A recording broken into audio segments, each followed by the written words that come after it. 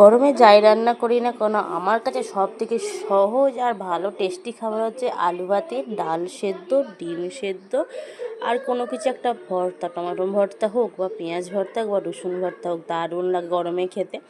তবে আজকে কিছু সেরকম রান্না করব না, আজকে এই যে একটু শাক ভাজা করেছি আর এইদিকে তেলের মধ্যে ফোড়ন দিয়ে দিলাম বেগুন আর সাথে আছে পেঁয়াজ কুচি। কি রান্না করব জানো? আজকে হচ্ছে বিচে কলা রান্না করব।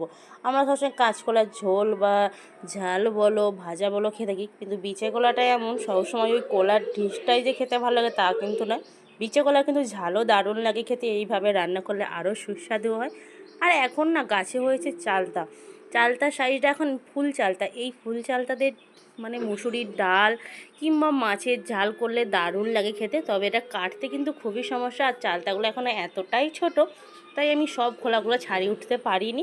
তবে খুব ছোট তো অসুবিধা নেই, একটু বড় হলে সব খোলা ছাড়িয়ে রান্না করলে খেতে ভালো লাগে। যতটা পেরেছি করেছি, কারণ এই চালটা ছাড়া থেকে খুবই কষ্টকর। তোমার সাথে বকবক করতে করতে এদিকে কিন্তু রান্না আমার অর্ধেকটা হয়েই আসছে। আর বিচে কলার যেহেতু কষটা ভীষণ থাকে, তো সেই জন্য একটু আমি নুন হলুদ দিয়ে জলটা সেদ্ধ করে ফেলে দিয়েছি। এবার সামান্য একটু পরিমাণ মতো নুন দেবো আর এই মশলার সাথে কষিয়ে নিলেই হয়ে যায় বিচে কলার ঝাল, দারুণ লাগে। আর এইদিকে দেখেছি আমার বাবুর কাণ্ড, ওকে দোকানে একটু পাঠিয়েছিলাম মাছ আনতে, ও মাছ নিয়ে আসছে আর সাথে নিয়ে আসছে আইসক্রিম, ওর পক্ষীরাজের ঘোড়ায় চেপে আবার।